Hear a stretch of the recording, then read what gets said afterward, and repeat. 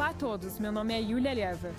Agora estamos olhando mais de perto para a Ucrânia e os acontecimentos que se desenrolam ao redor do país e como eles afetam o mundo inteiro. Então hoje, no episódio, as forças armadas ucranianas respondem aos ataques russos, importante para o exército de Putin. Ataques de artilharia. Os ucranianos estão se unindo e ajudando uns aos outros, enquanto a Rússia continua com seus ataques cínicos durante o frio do inverno. Sanções em ação. 20% da frota sombra do Kremlin já foi parada. Drones atacaram a região de Rostel, na Rússia, na noite passada. Os tanques de armazenamento de combustível na fábrica Amplis provavelmente foram atingidos. Ela fornece gasolina para o exército russo. Também foram registrados danos em áreas residenciais. A resposta da defesa aérea russa e a queda de destroços causaram incêndios em vários prédios residenciais de vários andares. Além disso, o sistema de mísseis russo Panzer atingiu diretamente o prédio. A propaganda russa geralmente usa esses casos para acusar as forças de defesa ucranianas de bombardear civis russos. Mas a verdade é que o Kremlin culpa os outros por aquilo que ele mesmo faz. A Ucrânia responde aos ataques russos. Em Mariupol e na Crimeia, temporariamente ocupadas pela Rússia, ataques de drones atingiram subestações elétricas, deixando a cidade sem eletricidade e aquecimento. De acordo com o comandante das Forças de Sistemas Não Tripulados, Madyar, drones atingiram a subestação Uzovskaya, na Crimeia, temporariamente ocupada, e uma subestação Mirna, perto de Mariupol. Além disso, a Brigada de Sistemas Não Tripulados Pássaros de Madyar destruiu um depósito de armas de mísseis e artilharia do 51º Exército Russo em Makivka, na região de Donetsk. As forças de defesa da Ucrânia atingiram a fábrica da indústria de defesa Atlantira, na cidade russa de Taganrog. O Estado-Maior afirmou que o alvo foi atingido. Explosões e um incêndio foram registrados nas proximidades dos prédios de produção. Esse ataque faz parte dos esforços para reduzir as capacidades ofensivas do agressor russo. Unidades russas usaram mísseis de fabricação nacional para atacar a fábrica. A Atlantera está envolvida em todo o ciclo de projeto, produção e testes dos drones de reconhecimento Monius Strike, assim como de componentes para UAVs em Kion.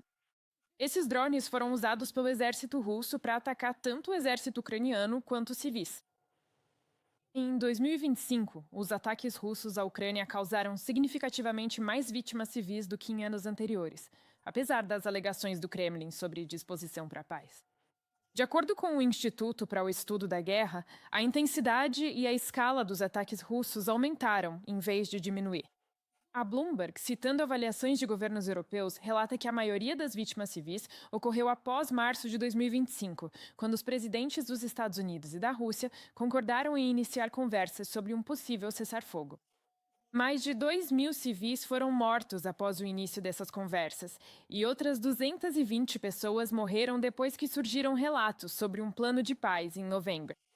Esses números mostram que, enquanto Moscou falava sobre paz, os ataques russos contra civis estavam se intensificando, deixando claro que o Kremlin não busca encerrar a guerra.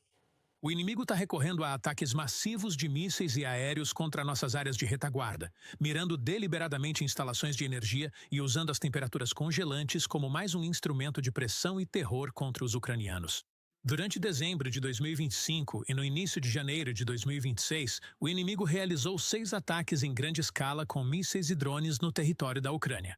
Nesse contexto, nossa principal prioridade é fortalecer o escudo aéreo da Ucrânia, obtendo sistemas de defesa antiaérea e munições, em especial aqueles que podem ser fornecidos pelo lado americano.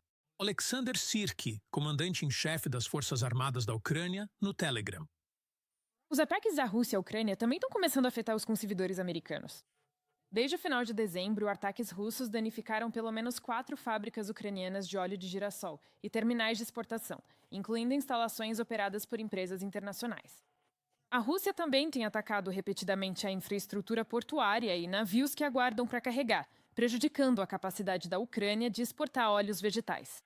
Como resultado, o fornecimento global de óleo de girassol ficou mais restrito, elevando os preços nos mercados internacionais. Analistas alertam que, quando as exportações de um fornecedor-chave, como a Ucrânia, são interrompidas, os preços aumentam. Isso se espalha pelas cadeias alimentares globais, aumentando os custos de alimentos processados, como enlatados, inclusive nos Estados Unidos. Na madrugada de 14 de janeiro, a Rússia lançou mais um ataque aéreo combinado contra a Ucrânia. A defesa aérea ucraniana interceptou um míssil balístico e destruiu 89 drones. Um dia antes, as forças russas atingiram 15 pontos de infraestrutura crítica, incluindo instalações de energia, segundo o vice-ministro para Comunidades e Desenvolvimento Territorial, Konstantin Kovalchuk. Em Kiev, com a temperatura próxima de 20 graus negativos, cerca de 500 prédios residenciais ficaram sem aquecimento e sem fornecimento de água quente. E em muitos bairros, a eletricidade está disponível apenas por algumas horas ao dia. A Rússia está tentando quebrar a Ucrânia pelo frio e pela escuridão, mas em todo o país, as pessoas estão mais uma vez se unindo. Vamos dar uma olhada.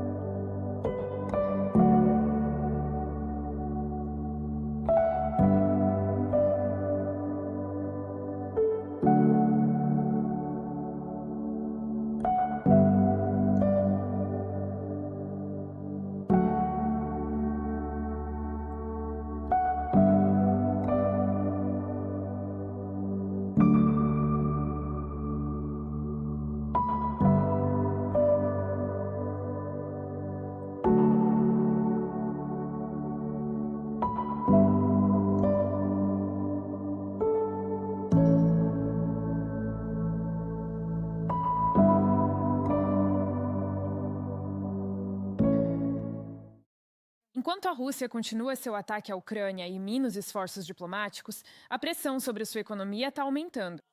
De acordo com a Bloomberg, o preço do principal petróleo bruto russo, o Urals, caiu para cerca de $34 por barril.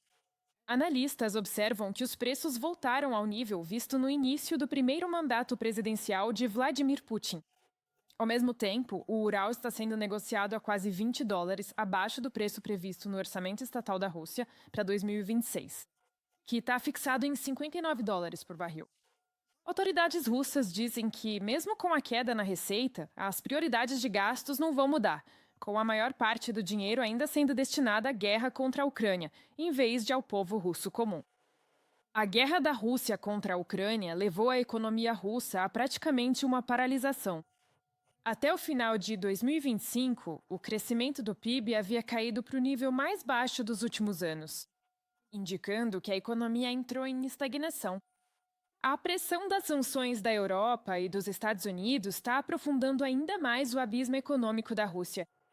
O presidente ucraniano, Volodymyr Zelensky, destacou que, graças às ações coordenadas de Kiev e seus aliados, pelo menos 20% da frota fantasma de Moscou foi tarada. Mais detalhes na próxima matéria para ABC. A tarefa de todos que querem o fim desta guerra é em reduzir a capacidade da Rússia de se adaptar à pressão. A pressão efetiva sobre o agressor é o principal adubo para o processo diplomático. O presidente ucraniano Volodymyr Zelensky está convencido disso. Graças às nossas medidas coordenadas com alguns países para pressionar a frota fantasma, pelo menos 20% dos navios da frota foram parados, e a Rússia está tentando compensar essa perda envolvendo novos navios. Todos eles devem ser incluídos nas listas de sanções. Continuaremos a pressão de sanções sobre as tripulações dos petroleiros, capitães, seguradoras e toda a infraestrutura da frota fantasma. As restrições atualmente em vigor sobre as exportações marítimas de petróleo russo devem reduzir as receitas da Rússia em pelo menos $30 bilhões por ano. Uma pressão adicional certamente aumentará esse volume de perdas russas e, assim, reduzirá o financiamento da guerra russa. Volodymyr Zelensky, presidente da Ucrânia, no Telegram. Vale lembrar que em 9 de janeiro, os Estados Unidos detiveram o petroleiro Olena, no Mar do Caribe.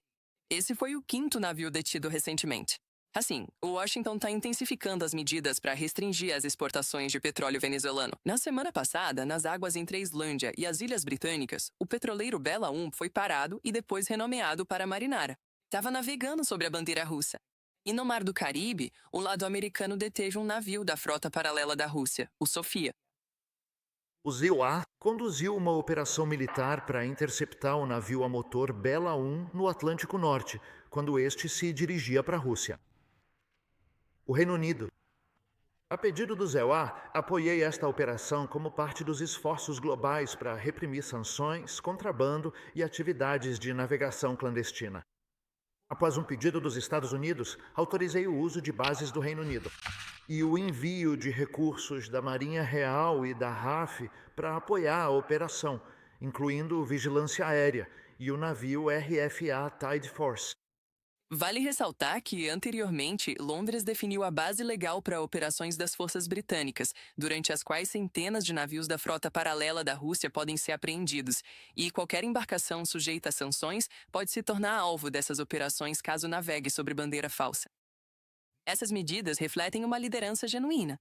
O Reino Unido tem sido uma das jurisdições mais ativas na aplicação de sanções a navios da frota paralela, e a implementação do teto de preços do petróleo do G7 torna o mercado londrino menos acolhedor para atores que tentam burlar sanções, segundo uma publicação do The Telegraph. Enquanto isso, a Suíça, apesar de sua neutralidade, adicionou mais 41 petroleiros da frota paralela que transportam petróleo russo à nova lista de sanções. Em especial, a lista negra inclui 2 empresas dos Emirados Árabes Unidos, assim como a vietnamita Hun Phat Maritime Trading e a russa Severtrans Bunker Company Limited. E o ministro das Relações Exteriores da Suécia fez um apelo à chefe de política externa da UE, Kaja Kallis, para incluir as propostas suecas no 20º pacote de sanções da União Europeia contra a Federação Russa. Isso diz respeito a uma proibição total de serviços marítimos para quaisquer embarcações que transportem recursos energéticos russos, ao fortalecimento das medidas contra as exportações russas de fertilizantes para a UE e à abolição do limite de valor para itens de luxo. A Suécia está convencida de que as restrições impostas ao setor de energia da Rússia e à sua frota paralela reduziram significativamente as receitas de Moscou, que poderiam ser usadas para a agressão militar contra a Ucrânia. O Instituto para o Estudo da Guerra continua avaliando que o aumento da pressão econômica do Ocidente sobre a Rússia, juntamente com o apoio à Ucrânia para manter e até aumentar a pressão no campo de batalha, continua sendo fundamental para mudar o cálculo de Putin e forçá-lo a enfrentar escolhas mais difíceis entre continuar perseguindo seus objetivos máximos de guerra e sacrificar a qualidade de vida do povo russo. De um relatório do Instituto para o Estudo da Guerra. O povo russo está pagando pelas prioridades de Putin, já que os bancos russos estão transferindo todas as consequências da pressão de crédito para eles. O setor civil também está sofrendo, já que a Rússia enfrenta a escassez de mão de obra e uma crise salarial para a classe média. Afinal, os altos salários no setor militar e industrial causaram inflação e aumento de preços. Analistas do Instituto para o Estudo da Guerra enfatizam. Relatado por Yulia Khronovska, o ATV News. Por hoje é só. Eu sou Yulia Horvan, muito obrigada por nos assistirem hoje. Por favor, não se esqueça de deixar suas reações e comentários. E claro, compartilhe as suas opiniões, porque elas são muito valorizadas. E, por favor, inscreva-se no nosso novo canal para ficar por dentro do que vem por aí amanhã. Até amanhã, tchau!